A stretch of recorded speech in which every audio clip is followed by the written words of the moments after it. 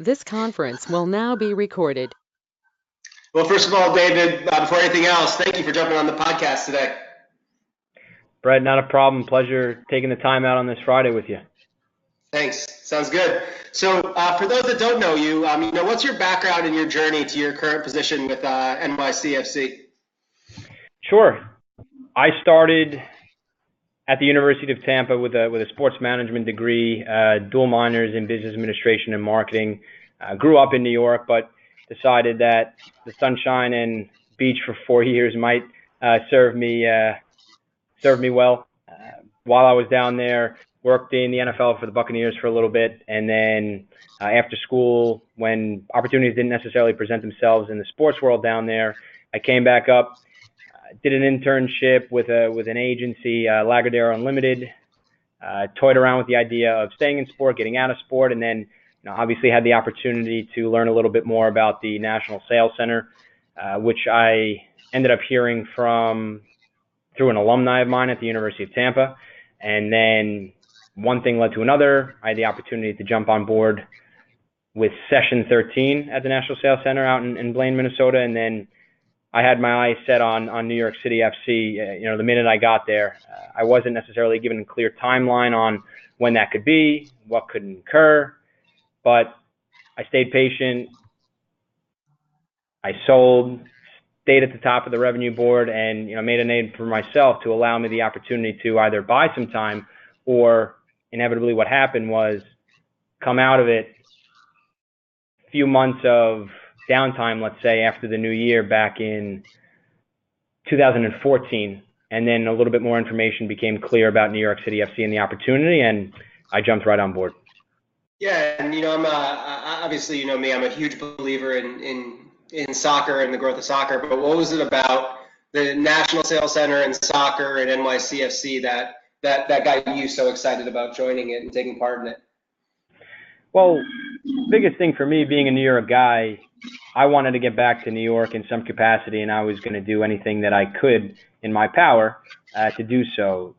When I had first applied for the National Sales Center, and per a lot of the experience that I had heard of people coming out of there and the success that they've had, I figured, why not take an opportunity? Why not take a leap of faith, so to speak, move out to Minnesota for 3, 4, 5, 6, 7 months, for however long it takes, and whether it's not necessarily 100% guaranteed, with a rather high placement rate that I had heard at the time, and a high placement rate that they still do have now, I knew I was going to have a full-time job at the end of the cycle. It was just a matter of where and when. And I figured as much, if I could prove myself, stay top of the board, show them a grinder, and most importantly, prove to my bosses at the time that I'd be sort of worth the wait, then I figured I'd put myself in the best situation to either land a position with a New York team. And at the time, New York City FC was pretty much just an idea. So the only team that was really in market that was an opportunity for me that I would have considered was the New York Red Bulls. And at the time, there wasn't a direct relationship with the Sales Center and Red Bull, simply because they had an ongoing relationship with Legends, and they would field a lot of their sales reps through that and funnel them accordingly. So New York didn't necessarily seem to me to be an opportunity, but I stayed patient. I let things sort of unfold as they did, and lo and behold, a few months after I had left the Sales Center, I got the opportunity to interview with New York City FC, and the rest is history. So there's a common refrain in sports that I hear, and I think I hear it way too much, is you got to choose the place based on people. You got to choose the place based on people. You got to choose the place based on people. And that I'm very good friends with your boss at NYCFC and think the world of him. But yes, there really is something too, right? Being able to say, I want to choose my sport. I want to choose the city I'm going to live in. There's a sense of pride and growth that you can have by doing that, right? Those things aren't mutually exclusive. Like, you're a young person. Choose something that you're going to be passionate about, whether that's focusing on people or focusing on the city or focusing on the sport, right? Correct. No, I couldn't agree with that. I couldn't agree with that more. And sorry to jump in there, Brett, but I couldn't agree with it more, simply because I know when I was out there, you know, Jeff Berryhill, Sean Ream, you know, have the utmost respect for them and what they did for not only the training program, but, you know, where they placed a lot of the people in that session. But one of the things that they harped on quite a bit was finding that right fit based on either your personality, your sales style, and trying to make a perfect fit. And I learned, you know, in the 4.5 years almost now that I've been here with NYCFC, you know, there's really never going to be a perfect fit. So I said to myself, you know, why not pick the sport, pick the city that I know I want to be in, and as long as I take care of what I need to take care of as, you know, my job responsibility, you know, sets forth, then everything else will fall into place. If my numbers are where they need to be, if I'm top of the board, if I'm grinding and I'm working hard, you know, my boss is going to have, you know, respect for me, you know, whether we have a great personal relationship outside of the office or not, as long as we have that common ground on the business side of things, you know, that's pretty much what I was looking for. Yeah, absolutely. I think it's awesome advice. You know, I think too often, you know, we see a lot of these people who influence people, and it's all about, you got to choose based on this, you got to choose based on this. And I'm a big believer that you can never talk in certainties, because every single human's different, and what matters to that person is completely different. So it's good to hear that. It's good to hear that reference, because I think too often we hear it the other way. And so, you know, I know you mentioned a couple of them, I'm sure that you're going to talk about, but, you know, who have been some of the mentors that you've had along the way? And, you know, what was it about those people that stood out to you? Because, you know, I'm a big believer, and we know whether that's, you know, trainers, managers, people you sell against, sure, it's easy to look up to people, but, you know, sometimes looking sideways has real value too. So whether it's up or sideways, who have been some of those people that have really, you know, pushed you or stood out to you in a positive way? There have been a ton, and I know we've got a sort of a time cap here, and I can't thank and represent everybody here on the podcast, but two that definitely stick out. One of which, you know, I had mentioned already, Jeff Berryhill, who's, you know, heads up the National Sales Center program out there, and Ryan Davenport, who was a previous boss of mine now, who's now over with the Timberwolves in the NBA.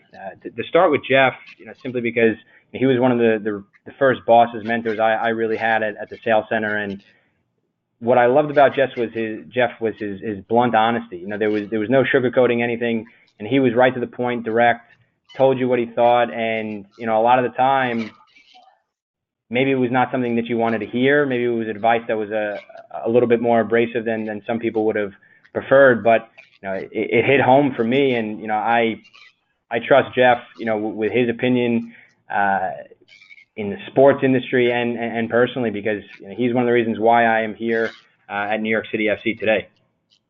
Sure.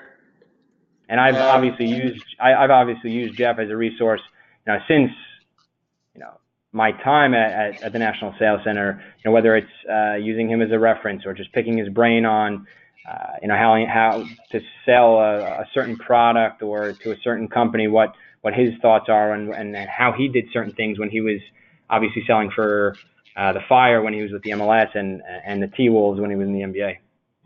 Yeah, see, I mean, you know, I know Jeff well, and I think the world of him. And, you know, I also agree with you. One of the things I really enjoyed with him was, you know, just how direct the feedback was and how honest it was. And that helps in the sales process too. You know, I know we'll talk a little bit more about sales going on, but, you know, I'm a big believer that being direct and honest in the sales process, as opposed to talking around things or talking too much, can be a huge help. How have you found, you know, some of that directness and honesty that Jeff had? How have you found that kind of transfer into your sales game plan?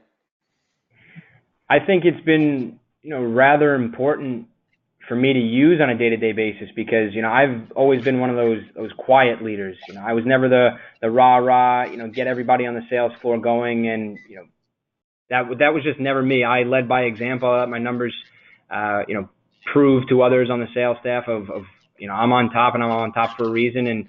And people have come up to me and asked me advice. You know, what are you doing? How are you doing this? You know, how are you consistently at the top of the board? And, you know, it's just it's a simple method. You know, you don't have to reinvent the wheel for it, but I think some of that directness has helped me, you know, in conversations, not only while selling, but even with colleagues of mine, because at the end of the day, you know, I'm the type that's no BS. I'm right to the point, and, you know, I like things done a certain way. And it's sort of that adage of, you know, what's the quickest way to point A and point B. it's not a matter of drawing a circle around it. I'm looking to draw a straight line from point A to point B.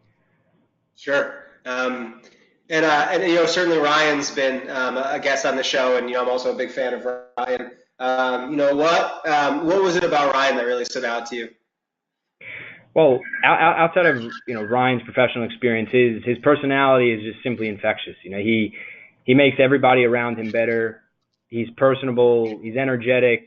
He's always got a smile on. He's the type that you can really turn your day around if you're having a bad day on the sales floor. But one of the things I took from Ryan with respect to the sales process was his sort of professional yet laid back approach. He was always looking to have just a conversation.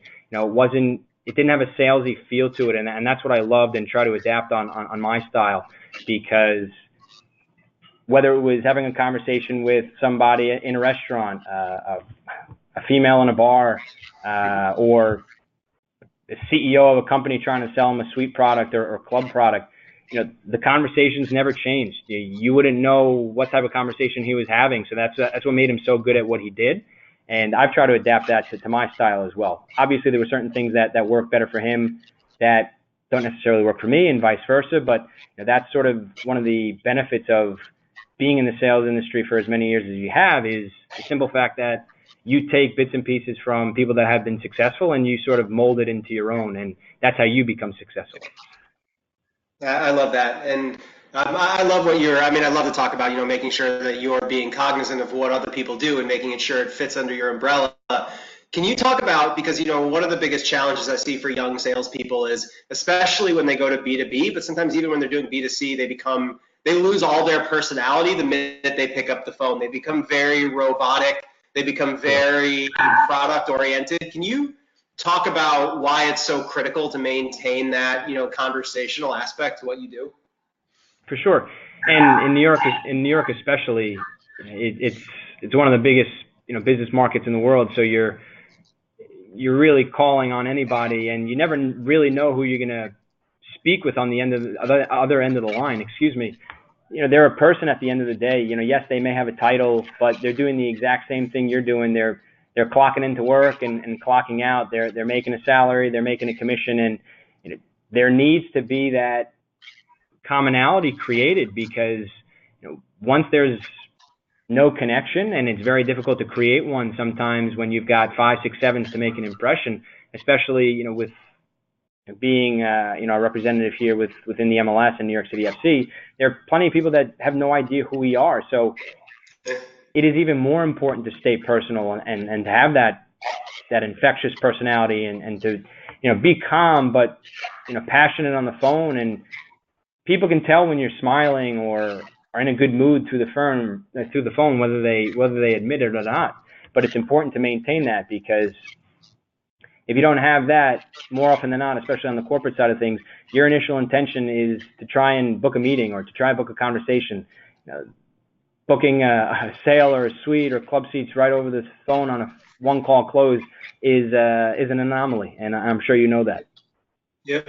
And I think you make such a good point about that initial, that initial way that you connect with people, because, when you can hear it immediately with someone on the phone who hates their job, that they hate their job, right? It really comes through. And, that's one of the biggest challenges with selling sports is, if we don't sound like we like our job when we get on the phone and we're selling sports, then that's even way more reason for people to get away from us, right? Because if that person doesn't like their job and they're in sports, then screw that. What they're selling can't be that cool. Correct. So, sorry, go ahead. No, it's really a matter of just training your brain, staying focused. Obviously there are certain days they'll have the better of you. The grind where you're making 60, 70, 80, upwards of 90 calls, depending on your role and responsibility.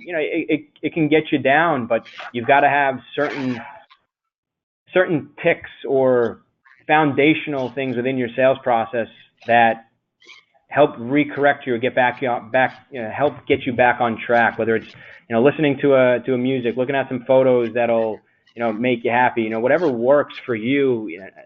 What works for me is not going to work for the sales guy or girl that's sitting next to me. So you have to find what ultimately gets you going. Absolutely. That's such a great point. So you obviously excelled at, MLS's National Sales Center. And I know we touched on it a little bit, most specifically with Jeff, but, what did you take from the program that you're still using today? And more importantly, what are some of the things that the NSC didn't prepare you for that you had to learn on your own? So let's start with, what are you still using? So more along the lines of the concepts and the foundational things. Obviously, that'll never leave, and that is something that has stuck with me. From the process to the grind, I'd say, because in this industry, especially in the MLS, you've got to be resilient, and that's one of the things that calling, I think, 10 different teams while I was out there. I think I sold for 10 different teams during my stint at the National Sales Center, but you've got to be resilient, and that was one of the things that I learned while I was out there, because there were days I was calling DC United while in Minnesota on the East Coast, and then selling the LA Galaxy or Seattle Sounders all the way till 9-10 p.m. in Minnesota, when the times were matching up where people were just getting home from work. So the grind and resiliency was one of probably the two big things that I still maintain and still have from the Sales Center, which is what it taught me so well. On the flip side, and to answer your question on some of the things that the Sales Center didn't necessarily prepare me on, and this is something that they can't control, and that was dealing with the corporate and premium market specifically, because going back to my comment before, majority of the time the onus of those conversations are trying to set up a meeting, trying to set up a face-to-face, because suite conversations, club seats conversations, term suites, those are conversations that are not meant for a phone call. Those are meant for face-to-faces, being able to identify what said company's goals are, objectives, and how they could foreseeably use your sports team as a business tool. You can't do that on the phone in one call. It doesn't work like that. So at the Sales Center, it was very difficult to have those corporate or premium type conversations for two reasons. One, we didn't have a stadium that we can invite people out to. And two, if we were selling out of market, there was just no way to come meet them face to face. And obviously technology has changed now, and I could foresee an opportunity where Skype and video conferencing could lend a bridge to those opportunities, but still you can't duplicate a face-to-face conversation or face-to-face meeting. Yeah. So there's two really important things that you touched on there that I want to make sure I touch on. The first is, calling all those teams in a short period of time. One of the things that I believe that the Sales Center taught people was urgency, right? Like if you're only selling for one team for a week or just a couple of weeks, that urgency of getting that person to the next step in the sales process as soon as possible. And I think, a lot of times what happens is when you work for a team, you have this idea that I've got all the time in the world to sell these people, and that works against you 99 times out of 100. Is giving too much time and space to buy. So can you talk a little bit about what that environment was like and how that urgency has helped you since you've left? Well, there were instances where we had campaigns that were as short as, let's say, 2 weeks and as long as 2 months. So, depending on the campaign, regardless of the length of time, you had to create urgency, because you had a ticking time clock, so to speak, that the campaign was going to start and end, and you had 15, 16, 17, however many people around you making the same calls, trying to close the same business. And when you have that creative, competitive environment around you, you need to naturally create your own timetable to get that person to close. And if it doesn't happen, it's better to push that person to a no as opposed to keep them in limbo, whereby they would foreseeably be wasting your time when you could ultimately sell somebody else. So sorry, go ahead. No, go ahead. That's what I was going to say. It's such an important point too, because obviously with the success you've had, you've been able to maintain that from the Sales Center to where you're going. But there are people around you, regardless of what team you work for, that aren't running around like their pants are on fire every single day. And what ends up happening a lot of times is we'll see a lot of sales reps that we thought were going to be great at the NSC kind of fall into that not pants on fire ideology. How were you able to maintain, I got to close, I got to get to no's, even when that isn't necessarily the environment that you're in or the people that are around you, they aren't thinking that way? I think what it really comes down to is the story that you tell and the picture that you paint, because at the end of the day, whoever you're speaking to, CEO, executive assistant, head of marketing, head of business development, on the, whomever, they don't know what your inventory looks like. They don't know how full the stadium is, obviously, unless they come to a game. But it is your job to paint that picture, to drive that urgency, to tell them how important that said piece of inventory is and how long it could foreseeably be available for. And if you don't do that with the correct urgency, they will know that and they will feel that and sense that. And they'll know that they can take their sweet time to come back to you with a decision. And obviously, nobody's perfect. There are plenty of times where, I've gotten lazy with the approach and I've taken too long to keep a potential term sweet conversation in my pipeline. And then 3, 4, 5 months later, they ultimately said, yes, thanks for the time, not in the budget, or, yep, had conversations with higher ups, it's just not going to be a good fit. And ultimately, if I had pushed harder earlier, I would have gotten that same answer sooner and saved a little bit more time on my side. So it's not a foolproof system by any means, but the biggest advice I could tell people out there is it's all about the picture you paint. And if you're not creating that picture for urgency, then you're going to be having a rather robust pipeline with a lot of wasted leads in there, which would ultimately waste your time, hurt your numbers, and hurt your ability to make some money. And I believe that one of the biggest differentiators between top salespeople is their ability to create urgency. When it comes to good salespeople, there's not a lot different they're doing in the process. It's just who can get to more decisions. And I was listening to a sales trainer once who said that urgency is not something a salesperson can do because it lies in the mind of the buyer. And I just remember thinking I couldn't disagree with that phrase more. I believe that urgency is almost 100% from the seller. Where do you fall on that idea? Sure. I agree with you. I think you can drive urgency, whether it's truthful urgency or slightly, flawed urgency, regardless, as long as it's painted correctly. Your job as a seller, your job as a suite seller, group seller, season ticket seller, what have you, is to get that potential buyer in the building as quickly as possible. No buying process is different. The path to get there may be slightly different, and the timetable might be slightly different depending on what you're selling.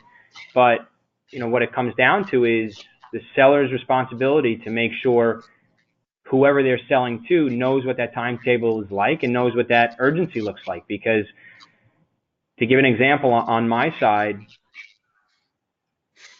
when it comes to selling suites, premium seats up at Yankee Stadium, I use the urgency driver of having distressed inventory in some of our most premium areas. I'll use the Etihad First Class Club as an example. That's our premium seating that are seats on the field. They're the most popular inventory, not just within the sport of the MLS here in the market with NYCFC comparing the Red Bulls, but they're a popular piece of inventory here in the market nonetheless, because we have a sort of a unique selling proposition up at Yankee Stadium where we've got seats on the field and not many other teams in market have that. So by explaining that to companies, by explaining that there is an end date for these seats, and what I mean by end date is that we're only going to be at Yankee Stadium for the time that we have there until we are in our own soccer-specific stadium. So the urgency is there by itself to be able to sit on Yankee Stadium's grass, to be able to come down through Monument Park and experience that with your clients, soccer fan or not, sports fan or not, entertainment fan or not. There is a piece of that experience for everybody, and that's sort of been very successful when having conversations with companies and showing that to them. So I've been fortunate enough to sit in those seats, and as a Yankee fan, I like, while you were talking it, I was closing my eyes and remembering doing it and being like how cool it was to be, where Bernie Williams stood, right? Like for me, and I think painting that picture that way really does create urgency, right? Because the sooner that, because we'll transition this into corporate and premium, because I certainly want to talk about that, but corporate premium, there's this misconception that you've got to be super over the top, numbers oriented and all that stuff too. But, in corporate, a lot of times, especially when they're making premium seat decisions, it does come down to the sexiness that you're able to create around it, and the ability that you have to be able to get them to sit in that seat and picture themselves creating value there. Because a lot of times, if they're making a decision on sports seats, man, it's not always about the numbers. There's a lot of it that's that pride in ownership, their pride in having it, their pride in having something that other businesses are either finding success with already or don't have, right? Yeah, 100%. I think it's super underrated when we think about the sales process on the premium side. We almost feel like we've got to over-deliver facts, over-deliver demographics, and we forget to do something as basic as, connecting them to what our product is. Yeah, and knowing that you've experienced it, firsthand, but it's one of the few products that I've had the opportunity to sell, in my 4.5 years while at NYCFC and even while at the sales center, that the product speaks for itself. A lot of times, people that I'm calling, the conversations that I'm having, and truthfully, there are instances where the sales process, so to speak, is flipped in a sense, whereby your entry point to the conversation to get them sort of piqued or to sort of get them interested in the very least continuing conversation with you is getting them to the building. A lot of times in sports, you have the meeting, you identify a product, you further along that conversation, and then hopefully you bring them out to the building to close. There are instances where that process is completely flipped for us for the sole reason that not many people still in the corporate market here in the New York City area know who we are, what our product offerings are like. So sometimes it's a matter of, hey, come out to the game as a guest of mine, take in the experience for yourself. We can chat a little bit at the game, but if you like it enough, tell me at the game, and we can set up best next steps and jump on a call, or at the very least book a face-to-face, grab a coffee, and talk about this further and see if this is a genuine opportunity that you'd like to pursue. But those premium seats by itself do half of my job. They sit there, and I don't need to do anything. I close my mouth. I let them take in the fact that the likes of David V is walking right by, or depending on who else is down there, we have personalities, sports personalities, entertainment personalities that sit down there. So it's sometimes being part of that. I wouldn't necessarily call it a fraternity, but there is a lot of pride with our season ticket holders that have seats down in the Etihad First Class Club that it's an environment. They almost see it as a community. And when you're a part of that, you have commonality with other people that are down there. That's awesome. So one of the biggest challenges that I see a lot of young reps have is, they'll invite people out to the game early in the process, which I don't necessarily have a problem with. As a manager, I like it to be a little bit more towards the end of the process, but, I'm with you. I think you have a real opportunity for our stadium and our opportunity to sell themselves. But what I'll see a lot with a lot of young salespeople is they have no good follow-up afterwards. And so a lot of these people who have a great experience, they don't end up coming on board. And, as the manager who's regulating these complimentary seats, I'm going back through them and making sure our reps are finding value. How do you make sure that there is a concrete next step or a concrete follow-up when you're giving away something so early in the process?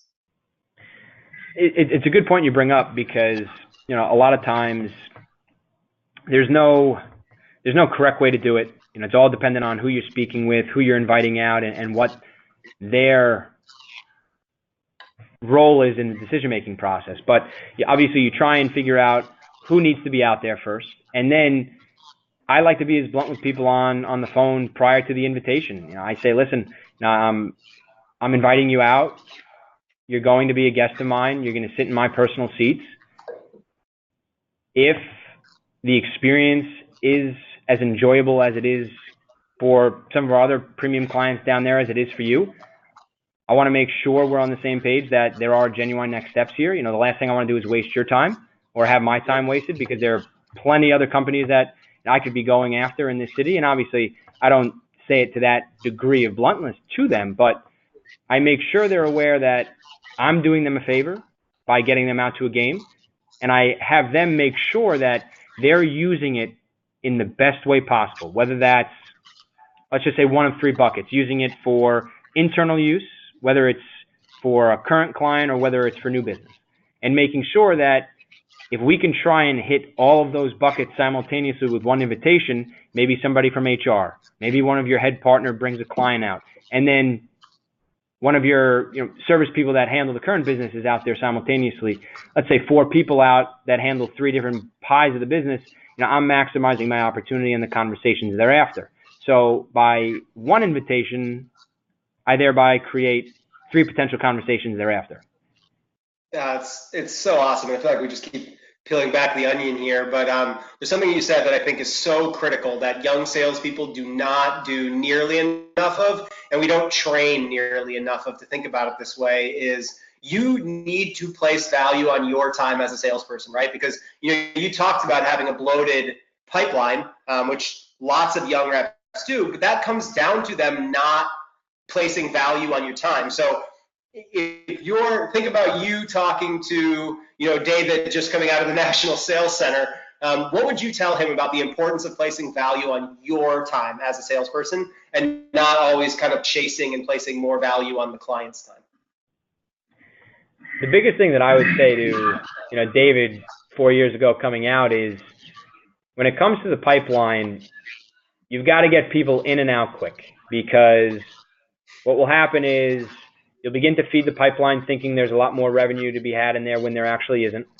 It'll waste your time to chase after new business. And for a number of years, I definitely struggled with that. And I had people sitting in my pipeline for way too long. And I think one of the trainers that said it best in the industry was Lance Tyson, who said to me, look at your pipeline. You've got to break it down. You've got to take it from a numbers perspective. Whatever your goal is, you want to be, let's say 3x to 5x to that respective goal, but you want to have a constant flow with it. You can't have it be stagnant, or you can't have it be stationary.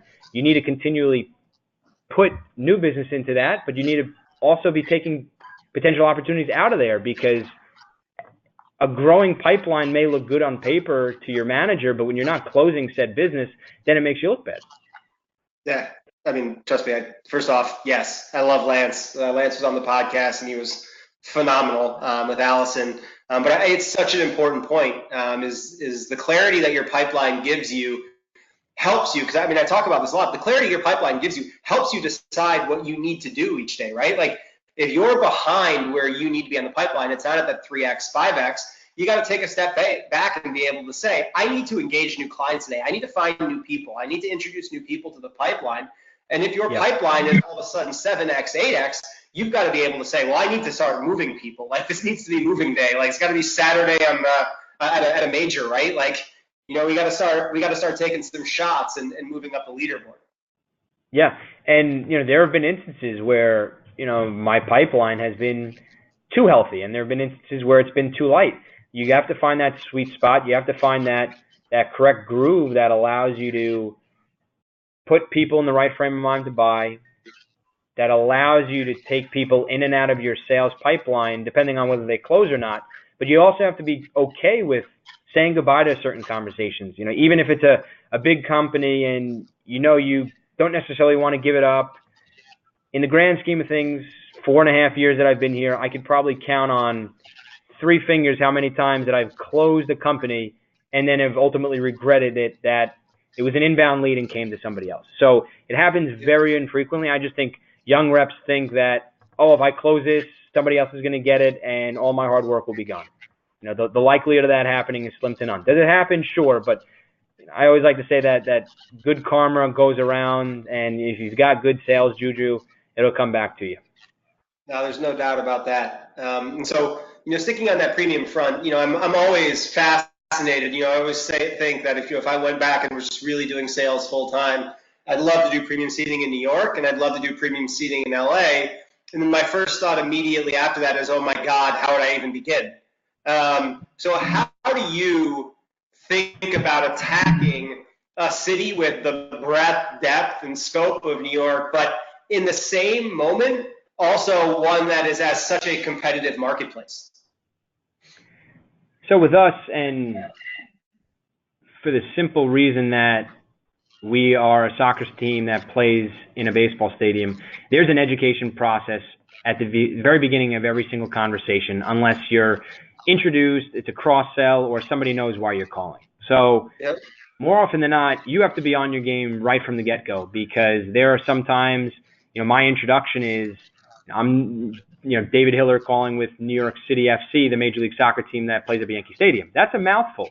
But there are times if I say I'm calling with NYCFC, or if I'm calling with New York City FC, it's, what is that? Is that football? Is that soccer? Is that insurance?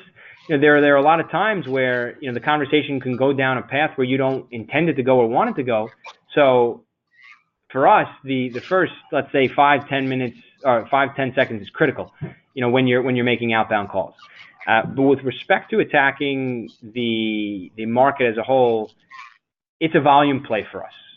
We have to have it be a volume play, and there's no other way around it, because the more lines you have out there, the more opportunities that could foreseeably come back. We can't be cute when it comes to targeting the corporate market here. Now, obviously, you could go industry specific. You can go by building. It's really up to the seller and what their preference is.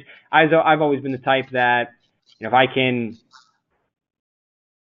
create an opportunity through, let's say, a current season ticket holder of mine, cross-sell and get a meeting that way, and then find out what office location that person's in, I'll simply Google map that building, knowing that I'm going to be in there 2 weeks from today at 12 p.m., and then just simply try and shotgun meetings the rest of the day, maximizing my time, knowing that I'm going to be in the area. Sure, you can create meetings all over the city, but who wants to go from the Upper East Side to Midtown to Financial District to the West Side and come all the way back? You're going to lose time when you have opportunities to either slot in more meetings, but also slot in more time in the office. Traveling around New York isn't as sexy as everyone makes it out, nor as easy as sometimes it's romanticized to be able to be, especially in movies when they're in Central Park 1 minute and 5 minutes later they're in the Financial District. Sure. That's not really how it works. There are plenty of instances that I would much rather be driving in my car, knowing that I can control getting to point A and point B, because there have been plenty of instances where I've been caught on a subway, stuck, no cell service, and I'm late to a meeting, and it's a terrible feeling. Yes, I mean, having lived there for a couple of years, I can certainly empathize with that. And so, I want to get back to something that's really important, because I do, obviously it's important to make sure people understand and have your presence early on, but, how do you differentiate yourself, right? Because there's something very easy about, I sell for the Yankees, I sell for the Knicks, and I don't want to short circuit that there's a real sales process there. They really have to do something, but that intro is great, but at some point you really are going to have to differentiate yourself and get people to connect to soccer to be able to get into their office. How do you think about that? How do you do that? So within the market, I use LinkedIn as a major resource for myself when I'm self-prospecting, because more often than not because the conversation is easier, but more often than not, I need to find people that either have an interest in the sport, have an appreciation for the game, know NYCFC, or have an appreciation for using sports hospitality as a business tool. And I use that last one lightly, because obviously the whole market uses sports hospitality as a business tool. It's just a matter of what team. But I'll go back to my prior comments, because using somebody as that connector or that conduit to other people within the company, goes a long way. And I'm not saying that it's the foolproof system or it works every time for me, but I have a greater amount of success of emails being returned, calls being returned, having meetings put on the books when I'm researching somebody on LinkedIn and I'm, let's just say, going by industry and title, and I'm searching along their LinkedIn profile for the word soccer, just the keyword soccer, wherever it may pop up on their profile.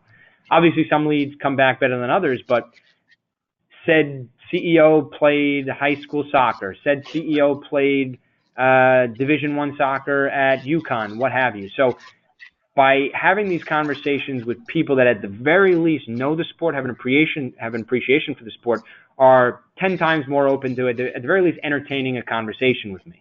Now, whether they're the person or not that I need to deal with is irrelevant, because If they don't know, they're bound to know somebody else within the industry or within their said company that is the right person that I'm speaking with. And if there's a natural introduction thereafter, that makes the second conversation that much easier. Not as cold, so to speak. Absolutely, and I think one of the biggest points you're making, and you've done this a couple of times with the stuff that you do, is, I say, urgency is one of the biggest differentiators between like the top salesperson and the second.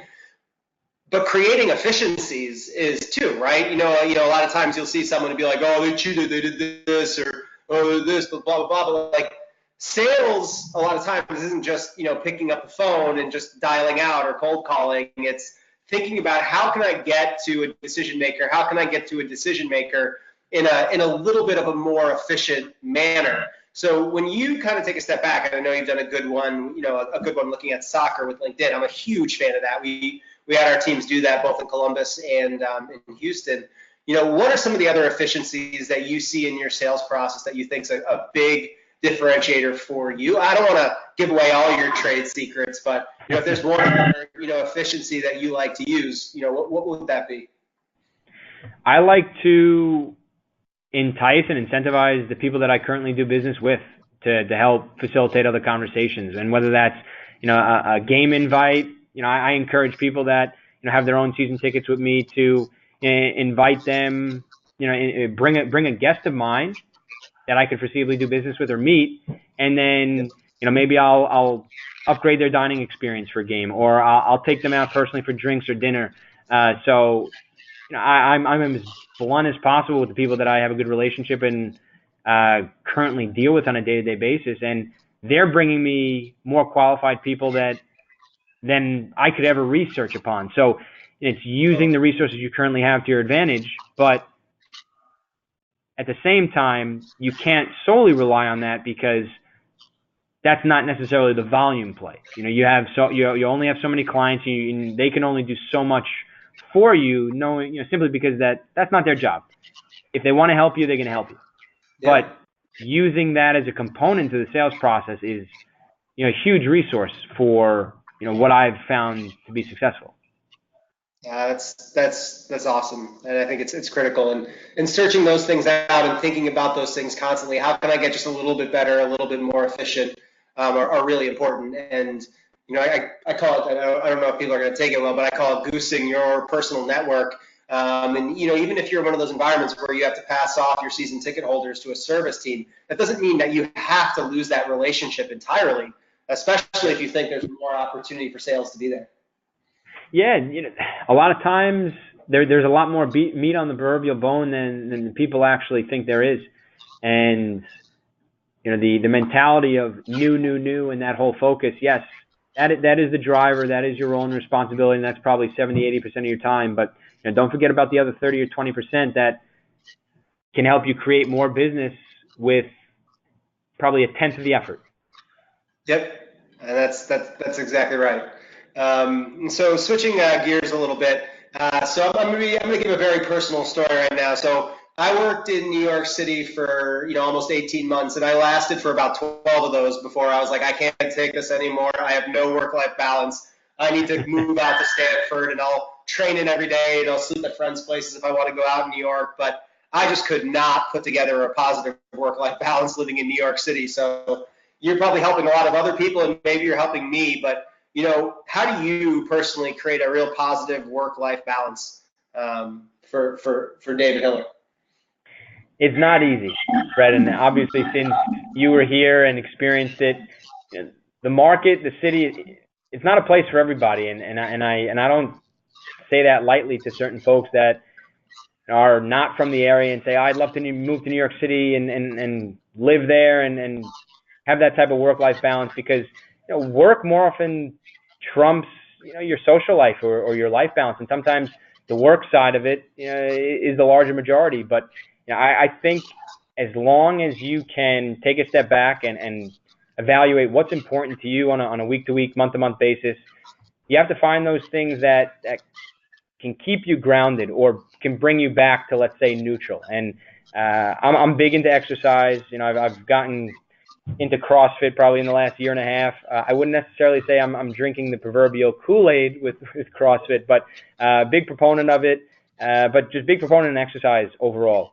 Whether that's early in the morning, after work. There was a period of time where I was waking up 5 a.m., 5:30, getting a workout in and going straight to work. There are other times where I'll get in work early to leave work early so that I can exercise and have some time for myself at night. Because when it comes to efficiency during the day, and Brett, you know this, having sold and also overseen, a large portion of sales reps, people can stay in the office for 10, 12, 13 hours and think they're working very hard. And in reality, a lot of times during that day, they may not be. Maybe they're on their phone too much. Maybe they're on the internet, buying shoes, clothes shopping, what have you.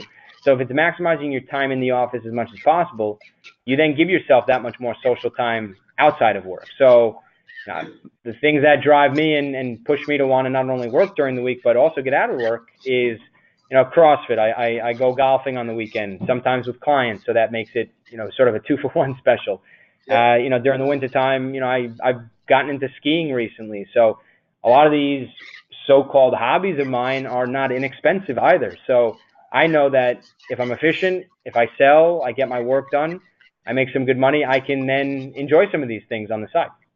Yeah, well, I think you're making a good point too. And I think, when it says, you've got to be the determination. You've got to determine when, when your day is done, and when your day starts, because there's a lot of reps who will just, sit in the office for 10 hours and they don't actually accomplish anything. And there's reps that will just crush a 7-hour workday. And I think it's making sure that each day that you're accomplishing something tangible, right? And I used to, when I was at CEB, I was one of those people that, I had a process. I had a way that I went about each day. But if I got to 2 o'clock or 3 o'clock and I didn't have anything tangible, it was just like, throw everything out the window. I'm going to sit here and call as many people as it takes for me to create something tangible before I leave the office. And if you have that feeling of completion, leave at 5. If you don't have that feeling of completion, stay until you do, because if you leave at 5, there's no way that you're going to enjoy the rest of that time. And if you've had a good day and you stay until 7, all you're doing between 5 and 7 is being frustrated that you didn't leave at 5. Correct. Yeah, I couldn't agree more. And, a lot of times, like anything else, it's retraining yourself to do something else. It's waking up early, getting into an exercise routine, and the more committed you are to something, the more success, obviously, you'll have in that, whether it's in the short term or long term. But did I enjoy, or do I enjoy waking up at 5 a.m. each day? Absolutely not. No. But after I get out of the class at 6:30, I'm happy I did it. And once you start getting yourself into a routine, it becomes that much easier to tackle that said project. But the hardest thing is starting it and maintaining it, let's say, for a week or 2 to 2 weeks. Once you get past that spike, once you get past that initial shock to the system, then your body just gets used to it and it becomes consistent like anything else. Yeah, that's a great point. And so finally, the question I ask at the end of all these is, for you, what drives you? What gets you out of bed? What keeps you performing at a consistently high level? Well, in the sales world, for me, especially when we're dealing with numbers, total revenue sold, things of that nature, I don't like to lose. Simply put, I've always been a competitive guy. I played soccer my entire life growing up, so I've always been part of a team sport, and obviously that wired me to be the type of person I am today, the competitive person. But anything from an intramural game to walking up a flight of stairs, I can't even tell you. It's the simplest things, but I'm competitive in anything I do, and I don't like to lose. And I never like to quote a comedy movie, but in Talladega Nights with Ricky Bobby, he said it best. If you're not first, you're last. And I know that doesn't make much sense, but it sort of stuck with me ever since I saw the movie, because you're right. When you're having conversations with people, if you're trying to sell yourself to a new company, new job, new sports team, people like to know that you were on top, that you were first, that you were the first sales rep, you were the top revenue producer, top season ticket seller, top group seller. saying that you're third, fourth, fifth, ninth, seventh, what have you, that's great, but there's nothing better than one. And there's nothing that can trump you and your success when you have that sort of in your back pocket as ammunition. And have there been times during each year that I haven't been number one? Sure, but I made it a proponent and a goal of mine to make sure I was top of the board at the end of each year. And so far, so good. Yeah, and I think there's a huge difference between saying I'm competitive and then saying I'm the best. I'm a big Tottenham fan, and Mauricio Pochettino was talking about Harry Kane, and the thing that he was talking about was, it's really easy. It was a lot of hard work, but it was easy for Harry to become one of the top scorers in the Premier League. What's been really hard for him, and even harder for him, is maintaining that over year 2, year 3, year 4, right? I mean, that's a challenge when you're selling, and you're selling in year 2, selling in year 3, selling in year 4. A lot of times we start to see, year 1 you get better, year 2 you're a little bit better, year 3 you hit a high point, and there's a lot of reps that start to fall off after year 3 because it's so difficult to maintain a high level of performance, harder than it is to climb that hill in the first place. Correct, and I'd even go one step further to say, as a rep, once you lose that drive, once you're okay with being second through 10th, or depending on how big your sales staff is, maybe it's time to figure out that may not necessarily be your passion. And obviously, I get the fact that sales, ticket sales, service on that side, it tends to be an entry point or a gateway for many people, to get into the industry. That I get. But, if you have a different end goal in mind, just know that the only way you're going to get maybe to a different department or to selling sponsorship or selling suites is to be successful in that interim, whether you like it or not. So it's almost like sacrificing what you're doing now for the opportunity that you want to have in a few months, few years' time. Yeah, there's no doubt about that. And I think that's an awesome point to end on. So, David, I appreciate it. I know, especially for sales reps and, people who are looking to grow a little bit in their career, this is going to be an awesome podcast for them. So I appreciate the time and look forward to continue watching your rise. Brett, I appreciate the time as well. Enjoy your Friday, enjoy the weekend, and keep an eye on NYCFC as we make our way to the postseason. Hopefully we've got some better luck as opposed to recent years. Yeah, no doubt, buddy. All right, thanks.